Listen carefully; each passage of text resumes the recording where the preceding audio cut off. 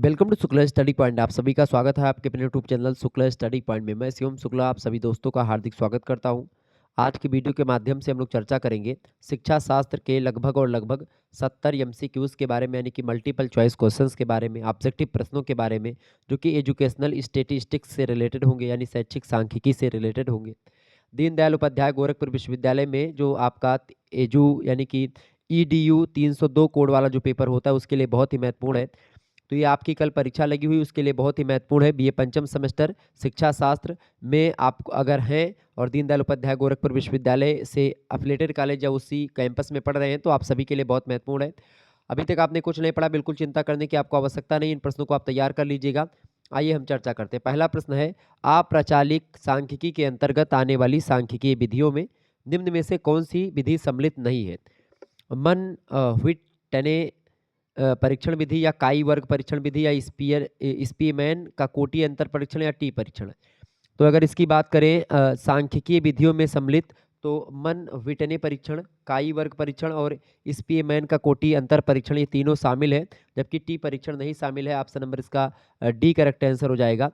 Next question आपकी screen पर आ चुका है। संभवतः स्टेटिस्टिक्स शब्द का प्रयोग 1750 ईस्वी में जर्मन विद्वान ने किया था। किस जर्मन विद्वान ने? डी मेवायर, गिलफर्ड, या बार्नौली, या फिर ग्राट फ्रायड एकेनवाल। करेक्ट आंसर इसका क्या हो जाएगा?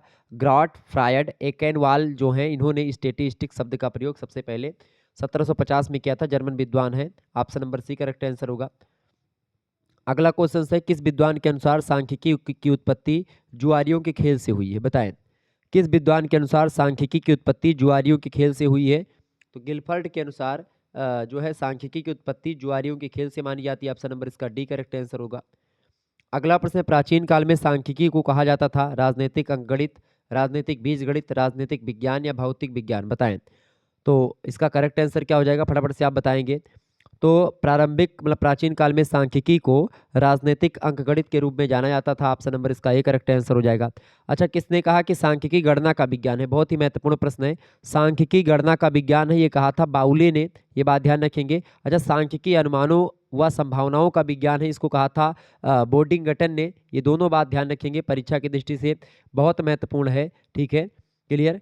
आगे देखिएगा, अगला क्वेश्चन आपकी स्क्रीन पर आ चुका है, फटाफट से आप देखेंगे। वर्तमान सांख्यिकी का प्रयोग संबंधित है, अब बताएं किससे? आप चार ऑप्शन आपको दिया गया। पहला ऑप्शन है आंकड़ों के संकलन, संगठन, प्रस्तुतिकरण और परिकलन से। बिल्कुल इसी से संकलित है। वर्णात्मक सांख्यिकी का प्रयोग जो है ये आंकड़ों के संकलन, संगठन, प्रस्तुतिकरण और परिकलन से रिलेटेड है। ऑप्शन नंबर इसका ए करेक्ट आंसर होगा। अगला प्रश्न आपकी स्क्रीन पर आ चुका है, वर्णनात्मक सांख्यिकी के अंतर्गत आने वाले सांख्यिकीय मानों में कौन सा शामिल नहीं है इनमें से? देखें, केंद्रीय प्रवृत्ति के मापक शामिल हैं, विचलन के मापक भी शामिल हैं, सहसंबंध की विधियां भी शामिल है, काई परीक्षण या काई वर्ग परीक्षण ये शामिल नहीं है। तो ऑप्शन नंबर इसका करेक्ट आंसर क्या हो जाएगा? यही पूछा गया, वर्णनात्मक सांख्यिकी के अंतर्गत आने वाले सांख्यिकीय मानों में कौन सा शामिल नहीं है? तो काई वर्ग परीक्षण शामिल नहीं है। नेक्स्ट क्वेश्चन आप देखेंगे, निष्कर्षात्मक सांख्यिकी में आंकड़ों के आधार पर समूह के संबंध में अनुमान लगाते हैं या निष्कर्ष निकालते हैं, या कथन किसका है? फटाफट से आप बताएंगे। निष्कर्षात्मक सांख्यिकी में आंकड़ों के आधार पर समूह के संबंध में अनुमान लगाते हैं या निष्कर्ष निकालते हैं, या कथन किसका है? या कथन मतलब यह कथन है सत्य है, असत्य है, या अस्पष्ट है, या अनिश्चित है? तो निष्कर्षात्मक सांख्यिकी में आंकड़ों के आधार पर समूह के संबंध में अनुमान लगाते हैं, बिल्कुल ठीक बात है। ऑप्शन नंबर इसका ए करेक्ट आंसर हो जाएगा, सत्य है ये। अगला प्रश्न, किसने कहा कि सांख्यिकी प्रत्येक व्यक्ति को प्रभावित करती है तथा जीवन के अनेक बिंदुओं पर स्पर्श करती है? सांख्यिकी प्रत्येक व्यक्ति को प्रभावित करती है और जीवन के अनेक बिंदुओं पर स्पर्श करती है, ये सांख्यिकी की परिभाषा दी है किसने? टिपेट ने। ऑप्शन नंबर इसका द करेक्ट आंसर होगा। आगे देखेंगे, अगला प्रश्न है, निष्कर्षात्मक सांख्यिकी के अंतर्गत आने वाली कौन सी सांख्यिकी विधि शामिल नहीं है? संभावना, सार्थकता परीक्षण, मानक त्रुटि, या फिर एफ परीक्षण? बताएं। निष्कर्षात्मक सांख्यिकी के अंतर्गत जो शामिल नहीं है वो है एफ परीक्षण। ऑप्शन नंबर इसका डी करेक्ट आंसर होगा। अगला क्वेश्चन आपकी स्क्रीन पर आ चुका है, फटाफट से आप देखेंगे। प्रश्न है, प्राचालिक सांख्यिकी के अंतर्गत आने वाली सांख्यिकीय विधियों में निम्नलिखित में से कौन शामिल नहीं है? मानक त्रुटि, एनोवा और टी परीक्षण शामिल है, काई वर्ग परीक्षण जो है ये शामिल नहीं है। ठीक है, प्राचालिक सांख्यिकी की बात हो रही। आप प्राचालिक सांख्यिकी के अंतर्गत आप देखते हैं तो आप प्राचालिक सांख्यिकी के अंतर्गत टी परीक्षण शामिल नहीं होता है, काई वर्ग परीक्षण शामिल है, मान व्हिटने परीक्षण और स्पीरमैन का जो कोटि अंतर परीक्षण है ये आप प्राचालिक सांख्यिकी के अंतर्गत आते हैं। जबकि प्राचालिक सांख्यिकी की अगर बात करें तो वहाँ पर जो है टी परीक्षण, मानक त्रुटि परीक्षण और एनोवा परीक्षण ये सब शामिल होते हैं। काई परीक्षण चूंकि अप्राचालिक सांख्यिकी के अंतर्गत आता है तो इसलिए ये नहीं होगा। ऑप्शन नंबर इसका द करेक्ट आंसर होगा।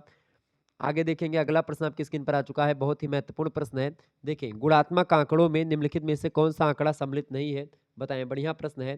गुणात्मक आंकड़ों में निम्नलिखित में से कौन सा आंकड़ा सम्मिलित नहीं है। ऑप्शन ए है धर्म, ऑप्शन बी है जाति, ऑप्शन सी दिया है आर्थिक स्तर और ऑप्शन डी दिया है आपको अभिरुचि। करेक्ट आंसर इसका क्या हो जाएगा? तो गुणात्मक आंकड़ों में जो है अभिरुचि जो है ये शामिल नहीं है, बाकी जाति, आर्थिक स्तर और धर्म ये शामिल हैं। ऑप्शन नंबर इसका द करेक्ट आंसर हो जाएगा। अगला प्रश्न, संख्यात्मक आंकड़ों में निम्नलिखित में से कौन सा आंकड़ा सम्मिलित नहीं है। देखिए, व्यक्तित्व, बुद्धि, मूल्य या स्तर, मूल्य या सामाजिक स्तर।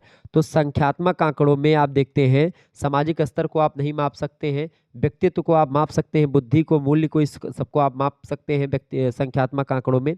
जबकि आप इसको किसको नहीं माप पाएंगे भाई? सामाजिक स्तर को। ऑप्शन नंबर इसका सी करेक्ट आंसर होगा।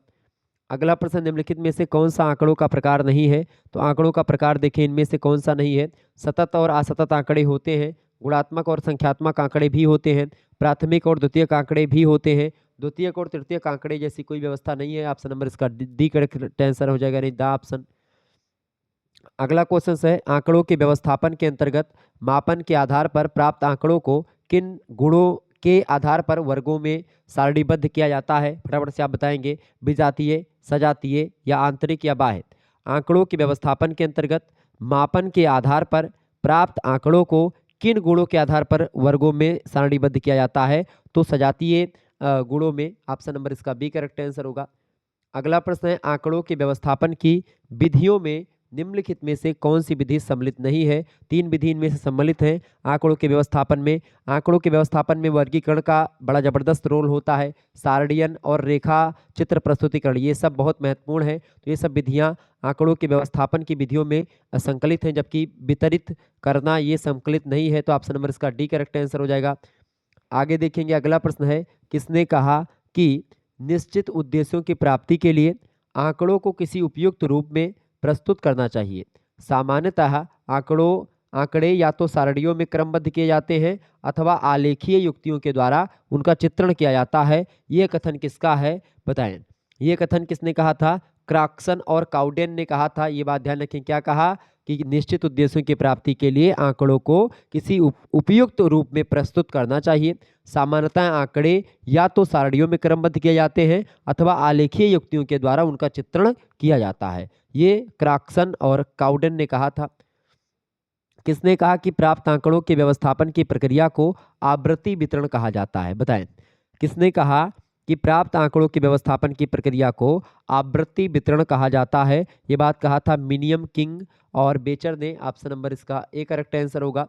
आगे देखेंगे, अगला प्रश्न है, बिखरे हुए अंक या संख्याएं कहलाते हैं। बिखरे हुए अंक या संख्याएं क्या कहलाते हैं? मूल आंकड़े कहलाते हैं वो। ऑप्शन नंबर इसका बी करेक्ट आंसर हो जाएगा।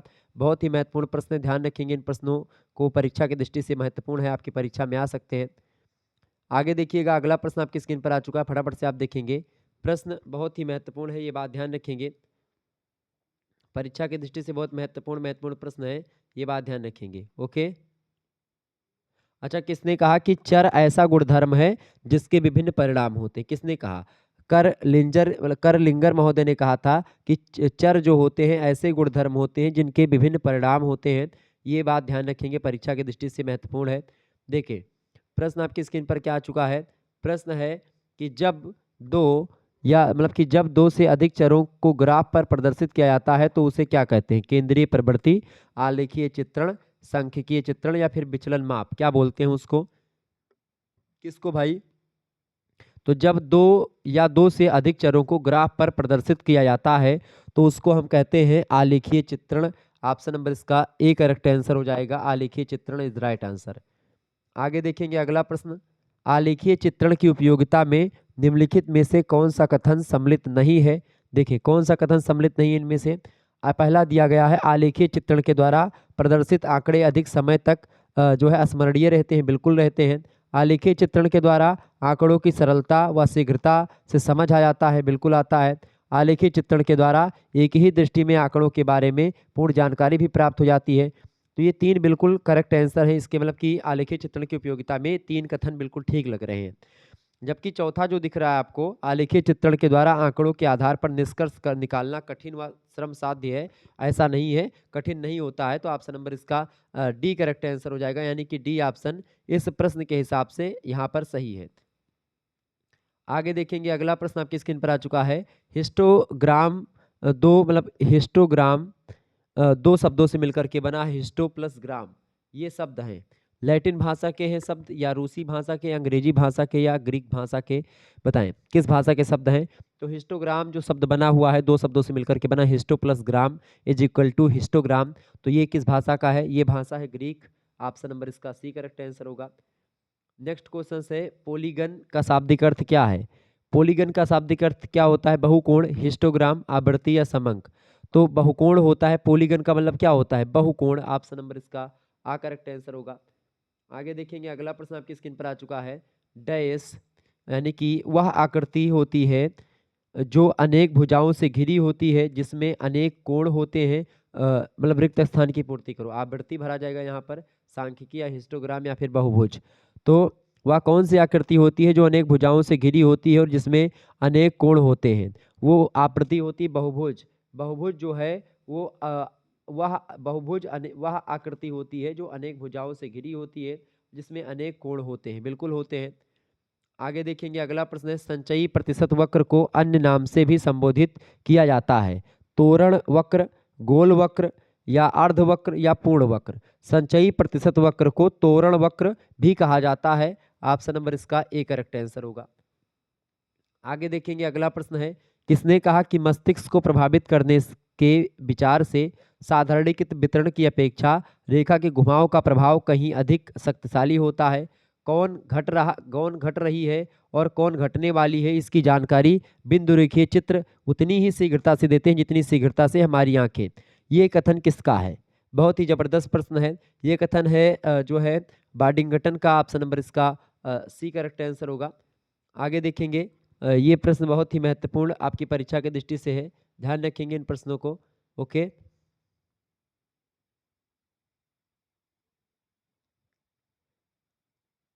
अच्छा, हिस्टो शब्द का अर्थ क्या होता है? हिस्टो का मतलब क्या होता है? हिस्टो शब्द का क्या मतलब होता है? प्रश्न में आपसे पूछा सकता है एग्जाम में। हिस्टो शब्द का शाब्दिक अर्थ बताए। तो हिस्टो शब्द का मतलब होता है ऊपर को खड़ी हुई कोई वस्तु। ऊपर को खड़ी हुई कोई वस्तु को हिस्टो कहा जाता है, ये बात ध्यान रखेंगे। आवृत्ति बहुभुज को अन्य किस नाम से जानते हैं? तो पोलीगन कहा जाता है आवृत्ति बहुभुज को, ये बात भी ध्यान रखेंगे। अच्छा, बहुलक का सूत्र क्या होता है? बहुलक का सूत्र होता है Z बराबर यल प्लस बहुलांक। ठीक है, बहुलांक का सूत्र क्या होता है? बहुलांक को जेड से प्रदर्शित करते हैं। बहुलांक बराबर होता है यल प्लस यफ ए बटे यफ ए प्लस यफ बी गुणे सी आई। ठीक है, ये बात ध्यान रखेंगे। ये सूत्र अगर मिले और पूछे दिया गया सूत्र किसका है, मध्यांक का, मध्यमान का, प्रसार का, या बहुलांक का, तो आप क्या बताओगे? ये बहुलांक का सूत्र है, जेड बराबर यल प्लस यफ ए बटा यफ ए प्लस यफ बी गुणे सी आई। क्लियर, ध्यान रखेंगे इस बात को। प्रश्न है, केंद्रीय प्रवृत्ति की माप में कौन सा शामिल नहीं है? ये बढ़िया प्रश्न आपसे पूछा गया है। केंद्रीय प्रवृत्ति की माप में 3 चीजें शामिल हैं। एक शामिल है आपका मध्यमान, एक शामिल है मध्यांक, और दूसरा तीसरा शामिल है आपका बहुलक। चतुर्थांश विचलन शामिल नहीं है, ये बात ध्यान रखेंगे। मध्यमान आपका जो होता है, क्या होता है? मध्यमान की अगर बात करें तो अंग्रेजी में इसको मीन बोला जाता है, जिसको आप माध्य बोलते हैं, समांतर माध्य। अंकगणितीय मध्यमान कुछ मापों का योग होता है जो संख्या के द्वारा विभाजित होता है। ठीक है, मध्यमान वह मान होता है जो संख्याओं के योग को उनकी संख्या से भाग देने पर प्राप्त होता है, ये बात ध्यान रखेंगे। माध्य किसी वितरण का संतुलन केंद्र होता है, यानी कि जैसे जो काम गणित में औसत का होता है वही मीन का होता है। यानी कि मध्यमान का सूत्र आपसे पूछेगा तो यम बराबर क्या होता है? सिग्मा यक्स बटे यन, यानी कि जितनी संख्याएं दी होती हैं उन संख्याओं को जोड़ दें और कितनी संख्याएं उससे भाग दे दें, आपका निकल आता है मध्यमान। मध्यमान निकालने का तरीका आप सभी लोग अगर नहीं जानते हैं, जैसे मान लेते हैं 1 2 3, 4 और 5 आपको दिया गया। इसमें पूछा गया कि मध्यमान क्या है, तो वैसे दिख रहा है यहाँ पर 3 होता है मध्यमान इन दोनों का। चूंकि अगर मान लेते हैं 3 3 सब आपको मिल जाएगा। देखिए 3 5 यहाँ पर जोड़ेंगे कितना हो जाएगा, 5 4 9, 9 और एक 10, 10 और 5 15, 15 हो गया सभी का जोड़। और 5 कितनी संख्याएं हैं, 5 संख्याएं, 5 से भाग दे दो, 5 एकम 5, 5 या 15, 3 आ गया, 3 यहाँ पर देखेंगे दिया हुआ है। तो ये होता है आपका मध्यमान कि 3 है। ठीक है, कैसे निकला, सभी संख्याओं को जोड़ करके जितनी संख्याएं उससे भाग दे दो, आपका मध्यमान निकल आएगा। ठीक है, अब देखो 15 यानी कि 5 लोग हैं, 5 लोगों में अगर 3 3 रुपया बांटोगे तो बराबर बराबर बटेगा, यानी बराबर बराबर भागों में बांट देना ही आपका मध्यमान या औसत कहलाता है। ये बात ध्यान रखेंगे। यक्स का मतलब क्या होता है, सिग्मा का मतलब होता है जोड़, यक्स का मतलब होता है आंकड़ों का योग। ठीक है, यन का मतलब होता है आंकड़ों की संख्या। ये बात आप ध्यान रखेंगे। तो ऐसे निकाला जाता है मध्यमान। क्लियर। माध्यिका आप सभी लोग जानते हैं, मीडियन जिसको कहते हैं, मीडियन माध्यिका को बोलते हैं, मध्यांक जिसको कहते हैं। अच्छा, मध्यांक किसी में निकालना होता तो कैसे निकालते हैं, मध्यांक मान लेते हैं आपको उल्टा पुल्टा कोई श्रेणी दी जाती है और उसमें आपको क्या कर देना होता है, मीडियन का सूत्र होता है यमडी। यमडी का मतलब होता है, सूत्र होता है यन प्लस 1 बटे 2वां पद। ये बात ध्यान रखेंगे, ये सूत्र ध्यान रखेंगे, परीक्षा की दृष्टि से बहुत महत्वपूर्ण है। आपसे पूछे मध्यांक की सूत्र बताएं, तो मध्यांक का सूत्र क्या होता है, यन प्लस 1 बटे 2वां पद। जहां पर यन जो है कितना संख्याएं हैं, उन संख्याओं को 1 से जोड़ करके 2 से भाग दे दो, जो निकले और वो उसी पद पर आपको मिल जाए। जैसे कि मान लेते हैं यहाँ पर दिया हुआ है, हमने दे दिया 7 6 4 3 2 जो है 9 1। ठीक है, अब हमने यहाँ पर दे दिया। ठीक है, ये शब्द है। अब इसमें आपसे पूछा गया कि मध्यमान मतलब कि इसका मध्यांक निकालो, यानी कि माध्यिका निकालो। माध्यिका कैसे निकलेंगे, यहाँ पर माध्यिका निकालने का सूत्र ये होता है कि क्या करेंगे, सीधा सीधा यहाँ पर जैसे उल्टा पुल्टा लिखा हो तो इसको पहले एक श्रेणी में लिख ले। सबसे छोटी संख्या 1 है, फिर उससे बड़ी 1 से 2 है, 2 से बड़ी 3 है, 3 से बड़ी 4 है, 4 से बड़ी कितनी है, 4 से बड़ी कौन सी है, 6 है, 6 किससे बड़ी कौन है, 7 है, 7 से बड़ी कौन है, 9 है। कितनी संख्या हो गई, 1 2 3 4 5 6 7, 7 संख्याएं हैं। आपसे क्या कहा, एम डी बराबर क्या होता है, यन प्लस 1 बटे 2वां पद, यन प्लस 1 बटे 2वां पद हमने कर लिया। यन यानी कितना है, कितनी संख्या, 7, 7 प्लस 1 कितना 8, 8 बटे 2 बराबर कितना होता है 4। चौथे नंबर पर जो आएगा वही हो जाएगा मध्यांक, सॉरी वही हो जाएगा मध्यांक। पहला नंबर 1 2 3 4, चौथे नंबर पर 4 है, यही 4 आपका क्या हो जाएगा, चौथे नंबर पर 4 है। यहाँ पर 10 भी होता तो 10 आपका मध्यमान निकलता। ठीक है, ये 4 जरूरी नहीं, चौथा पद है ये, 4वां पद। ठीक है, ध्यान रखेंगे। तो चौथे नंबर पर जो आएगा वही हो जाएगा आपका मध्यांक। तो इसी तरीके से बहुलांक तो आपका सभी सीधा सीधा क्लियर होता है कि भाई जितनी संख्याएं दी हो वो बहुलांक होता है। कितनी कितनी बार किसी श्रेणी में जब कई बार वही चीज आती है तो वो बहुलांक होता है। किसी सांख्यिकीय समूह में वर्गीकृत मात्रा का वह मूल्य जहां पर पंजीकृत संख्याएं सर्वाधिक होती हैं या सर्वाधिक घनत्व का स्थान सबसे अधिक प्रभावशाली मूल्य जो होता है वही बहुलांक कहलाता है। डॉक्टर बाउले कहते हैं, कैनी कहते हैं कि प्राप्तांकों के समूह में जिस प्राप्तांक की आवृत्ति सबसे अधिक होती है उसे बहुलांक कहते हैं। ठीक है, क्रो एंड क्रो कहते हैं कि हस्बैंड वाइफ है दोनों लोग, कहते हैं कि प्राप्तांकों के समूह में जिस अंक की आवृत्ति सबसे अधिक होती है उसी के बहुलांक कहते हैं। गिलफोर्ड कहते हैं कि किसी वितरण में वह बिंदु जिसकी आवृत्ति सर्वाधिक हो बहुलांक कहलाता है। तो इस तरीके से बहुलांक जो होता है ये संख्या में जितनी अधिक बार, जैसे मान लेते हैं यहाँ पर 1 लिखा है, 2 5 6 5 4 और 5। यहाँ पर देखिए दी गई श्रेणी में बहुलांक कौन सी संख्या है, तो 5 5 5 यानी 3 बार है, तो 5 जो है आपका बहुलांक है। क्लियर, ये होता है बहुलांक। तो ये तीनों केंद्रीय प्रवृत्ति की मापे हैं, माध्यांक, मध्यमान और बहुलांक। ठीक है, इसको बोलते हैं मोड। ठीक है, इसको क्या बोलते हैं, मॉड बोलते हैं बहुलांक को। मध्यांक को बोलते हैं मीडियन, एमडी से प्रदर्शित करते हैं। मध्यमान को बोलते हैं मीन यानी कि माध्य। ठीक है, ध्यान रखेंगे इस बात को। आगे देखेंगे, अगला प्रश्न आपकी स्क्रीन पर आ चुका है, केंद्रीय प्रवृत्ति का अर्थ उस मान से होता है, बताएं किस मान से होता है केंद्रीय प्रवृत्ति का मान, फटाफट से आप बताएंगे। केंद्रीय प्रवृत्ति की माप में कौन शामिल नहीं, तो ये तो हो गया। केंद्रीय प्रवृत्ति का अर्थ उस मान से होता है जो प्राप्त अंकों का प्रतिनिधित्व करता है। बिल्कुल करेक्ट आंसर हो जाएगा बी ऑप्शन। अगला क्वेश्चन है, किसने कहा कि व्यक्तियों के निरीक्षणों में या निरीक्षणों के एक समूह के केंद्रीय मूल्य को इंगित करने वाला एक औसत होता है। बताएं किसने कहा कि व्यक्तियों के निरीक्षणों में या निरीक्षणों के एक समूह के केंद्रीय मूल्य को इंगित करने वाला एक औसत होता है। ये जेपी गिलफोर्ड ने कहा था। ऑप्शन नंबर इसका सी करेक्ट आंसर होगा। अगला प्रश्न, किसने कहा कि यह यानी केंद्रीय प्रवृत्ति एक प्रकार से श्रृंखलाबद्ध वस्तुओं का औसत या विशिष्ट मान होता है और इसका अर्थ श्रृंखला को इस औसत के रूप में सारांश प्रदान है। ये किसने कहा, ये कहा था टाटे महोदय ने। Option number A correct answer होगा। किसने कहा कि केंद्रीय प्रवृत्ति का मान वह मान है जो कि सारे आंकड़ों का श्रेष्ठतम प्रतिनिधित्व करता है। ये कहा था किसने? रॉस महोदय ने। ऑप्शन नंबर इसका द करेक्ट आंसर होगा। अगला क्वेश्चन आप देखेंगे, किसने कहा कि केंद्रीय प्रवृत्ति की माप वह विशिष्ट मूल्य होता है जिसमें चहुओर अन्य अंक संगठित होते हैं या जो अंकों को दो अर्धभागों में विभाजित करते हैं, वो होता है केंद्रीय प्रवृत्ति की माप। ये कहा था सिम्पसन काफ्का ने। ठीक है, ऑप्शन नंबर इसका ए करेक्ट आंसर होगा। किसने कहा कि माध्य किसी वितरण का संतुलन केंद्र होता है? तो माध्य किसी वितरण का संतुलन केंद्र होता है, इसको कहा था FC मिल्स ने। ऑप्शन नंबर इसका सी करेक्ट आंसर हो जाएगा। इंपॉर्टेंट प्रश्न है। औसत किसे कहते हैं इनमें से? मध्यांक को, विस्तार को, बहुलांक को या मध्यमान को? तो औसत कहा जाता है मध्यमान को या माध्य को। ऑप्शन नंबर इसका द करेक्ट आंसर हो जाएगा। ध्यान रखेंगे इस बात को। क्लियर? अच्छा, मध्यांक किसी श्रेणी के उस पद का मूल्य है जो वितरण को दो बराबर भागों में बांटता है। ये कथन किसका है? ये कथन है प्रोफेसर बाउले का। ये बात ध्यान रखेंगे। अच्छा, अंक गणितीय मध्यमान कुछ मापों का योग है जो संख्या के द्वारा विभाजित हो जाता है। ये किसने कहा था? ये कहा था मेंडन हॉल और रेमे ने। ये बात ध्यान रखेंगे। मध्यमान वह मान है जो संख्याओं के योग को उनकी संख्या से भाग देने पर प्राप्त होता है। यह कथन किसका है? तो यह कथन फर्ग्यूसन का है। ये बात ध्यान रखेंगे, परीक्षा की दृष्टि से बहुत ही महत्वपूर्ण है। ओके, क्लियर हो गया? तो ये होते हैं आपके केंद्रीय प्रवृत्ति की मापों से रिलेटेड कुछ प्रश्न। आगे देखिएगा, अगला क्वेश्चन आपकी स्क्रीन पर आ चुका है। फटाफट से आप देखेंगे, इंपॉर्टेंट प्रश्न है। प्रश्न है, टी प्राप्तांक के प्रयोग का सुझाव सर्वप्रथम किसने दिया था? बताइएगा। टी प्राप्तांक के प्रयोग का सुझाव सबसे पहले किसने दिया था? नुनली, ड्रेवर या फिर ड्रेवर या मैककॉल? करेक्ट आंसर इसका क्या हो जाएगा? बढ़िया प्रश्न है। तो मैककॉल ने टी प्राप्तांक के प्रयोग का सुझाव सबसे पहले दिया था। ऑप्शन नंबर इसका द करेक्ट आंसर हो जाएगा। आगे देखिएगा, अगला क्वेश्चन आपकी स्क्रीन पर आ चुका है। टी प्राप्तांक ज्ञात करने का सूत्र क्या है? टी प्राप्तांक ज्ञात करने का सूत्र जो होता है वो देखिए, ये टी बराबर 50 प्लस 10 जेड ये भी होता है, और टी बराबर 50 प्लस 10 और एक्स माइनस यम बटे सिग्मा। ठीक है, स्मॉल सिग्मा। ये दोनों सूत्र होते हैं। ऑप्शन नंबर इसका सा करेक्ट आंसर होगा।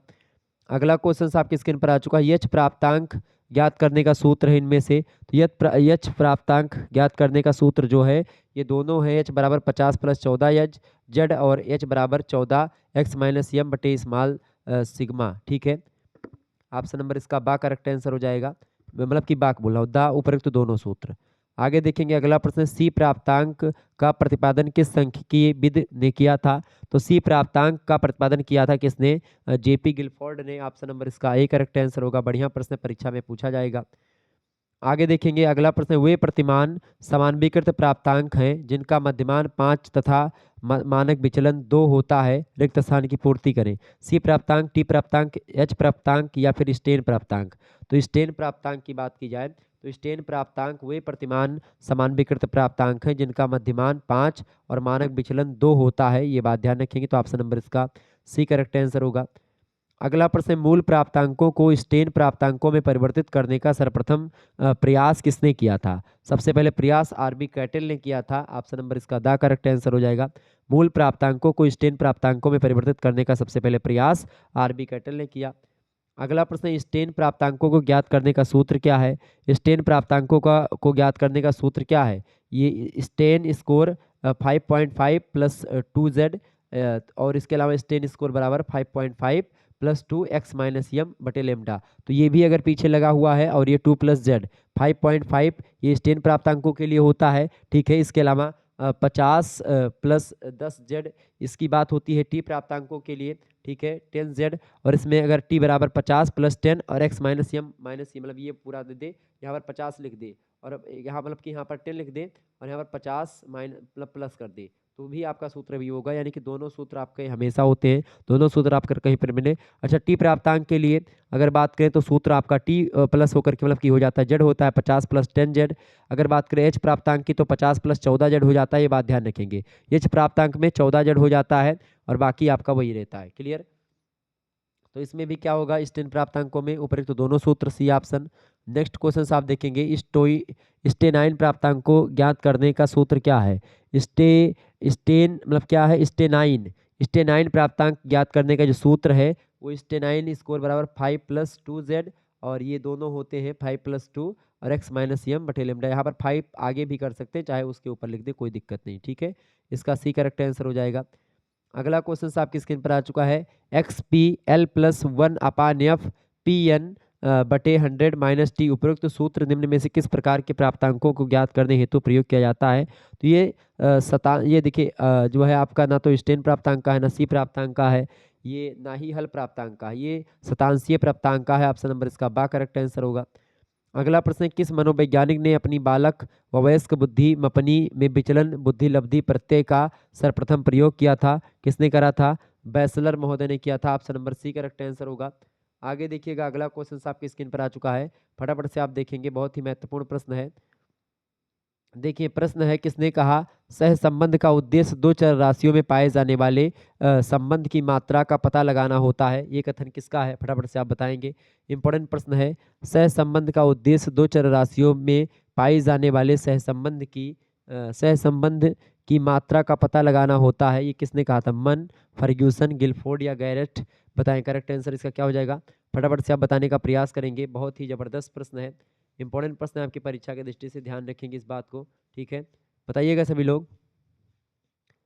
सहसंबंध का उद्देश्य दो चर राशियों में पाई जाने वाले संबंध की मात्रा का पता लगाना होता है, यह कथन किस विद्वान का है? बहुत ही जबरदस्त प्रश्न है, बताइएगा ये किस विद्वान ने कहा था? बिल्कुल ये कहा था फर्ग्यूसन ने। Option number C correct answer होगा। अगला प्रश्न है, किसने कहा कि सहसंबंध दो चरों के बीच सन्निकटता के स्तर का एक सांख्यिकीय माप होता है? किसने कहा? फटाफट से आप बताएंगे। तो ये कथन मन का है। ऑप्शन नंबर इसका ए करेक्ट आंसर होगा। अगला प्रश्न है, सहसंबंध का उद्देश्य दो चर राशियों में पाए जाने वाले संयुक्त संबंध की ओर इशारा करता है। यह कथन किसने कहा था? बिल्कुल बताएं, लेथराप, मन, गिलफोर्ड या गैरेट? लेथराप ने कहा था। ऑप्शन नंबर इसका ए करेक्ट आंसर होगा। अगला प्रश्न है, परिणाम परिणाम परिणाम परिमाणात्मक सहसंबंध में निम्न में से कौन सा सहसंबंध शामिल नहीं है? तो परिणामात्मक सहसंबंध में खास करके आपका रेखीय सहसंबंध शामिल नहीं है, बाकी ऋणात्मक सहसंबंध, धनात्मक सहसंबंध और शून्य सहसंबंध ये तीनों शामिल है परिमाणात्मक में। तो ऑप्शन नंबर इसका क्या होगा? ए ऑप्शन करेक्ट आंसर हो जाएगा। रेखीय सहसंबंध शामिल नहीं है परिमाणात्मक सहसंबंध से। गुणात्मक सहसंबंध निम्नलिखित में से कौन सा सहसंबंध शामिल है? बताएं। गुणात्मक सहसंबंध में निम्नलिखित में से कौन सा सहसंबंध शामिल है? तो रेखीय और वक्रात्मक सहसंबंध शामिल है। ऑप्शन नंबर इसका बा करेक्ट आंसर होगा। अगला प्रश्न है, सहसंबंध गुणांक की मात्रा जो है किसके मध्य विद्यमान होती है? बताइएगा। सहसंबंध गुणांक की मात्रा किनके मध्य विद्यमान होती है? तो +1 से -1 के मध्य में विद्यमान रहती है सहसंबंध गुणांक की मात्रा। ऑप्शन नंबर इसका ए करेक्ट आंसर हो जाएगा। बढ़िया प्रश्न है परीक्षा की दृष्टि से, ध्यान रखेंगे। आगे देखेंगे, अगला क्वेश्चन आपकी स्क्रीन पर आ चुका है, फटाफट से प्रश्न है, किसने कहा कि प्रश्न क्या है? घंटाकार चित्र को प्रसामान्य संभाव्यता वक्र या केवल सामान्य वक्र कहते हैं? किसने कहा? घंटाकार चित्र को प्रसामान्य, घंटाकार जो आपका चित्र होता है उसको क्या बोलते हैं? बताइए, उसको क्या बोलते हैं? प्रसामान्य संभाव्यता वक्र बोलते हैं या केवल सामान्य वक्र कहते हैं। यही होता है घंटाकार टाइप का, जैसे ऐसे वक्र बनता है इस तरीके का। ठीक है, और इसमें यहाँ से ए से लेकर के बी तक चलता है, -3, -2, -1 से लेकर के +3 तक आपका जाता है। तो ये होता है आपका। ठीक है, अब ये कथन किसने कहा?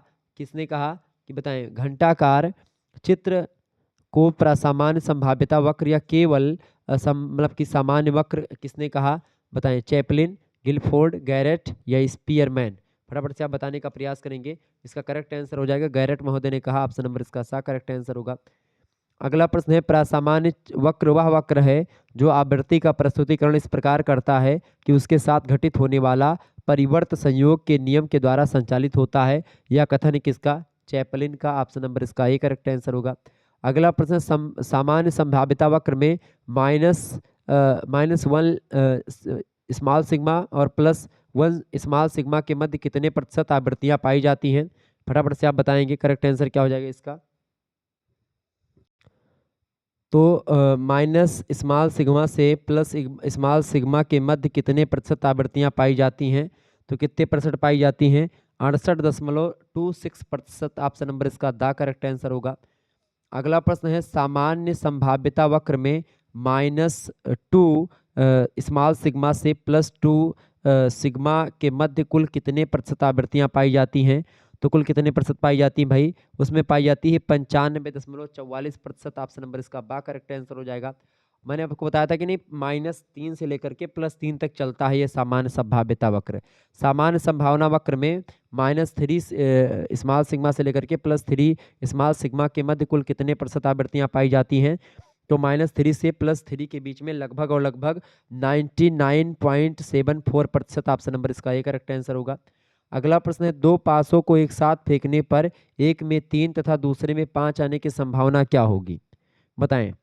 तो दो 500 को एक साथ फेंकने पर एक में 3 और दूसरे में 5 आने की संभाविता जो होगी वो 1/36 होगी। इनमें से ऑप्शन नंबर इसका आ करेक्ट आंसर हो जाएगा। अगला प्रश्न है, सामान्य संभावना वक्र में एक ही बिंदु पर केंद्रित होते हैं मध्यमान व मध्यांक या मध्यांक या व बहुलांक या मध्यमान माध्यांक और बहुलांक। तो ये तीनों जो होते हैं मध्यमान माध्यांक और बहुलांक, ये एक ही बिंदु पर केंद्रित होते हैं सामान्य संभावना वक्र में। क्लियर। अगला प्रश्न, सैद्धांतिक रूप से सामान्य संभावना वक्र आधार रेखा को डैश पर स्पर्श करता हुआ माना गया है। किस पर? तो वो अनंत पर स्पर्श करता हुआ माना गया है। ऑप्शन नंबर इसका बा करेक्ट आंसर हो जाएगा। तो इस तरीके से आप लोगों ने बहुत सारे प्रश्नों को समझ लिया। मिलते हैं फिर नेक्स्ट वीडियो में, तब तक के लिए जय हिंद, जय भारत। आप सभी का बहुत बहुत धन्यवाद हमारे से जुड़ने के लिए। इसी प्रकार से अपना प्यार हमेशा बनाए रखेंगे। बहुत बहुत धन्यवाद। Good night, I love you. सभी लोगों को बहुत बहुत धन्यवाद।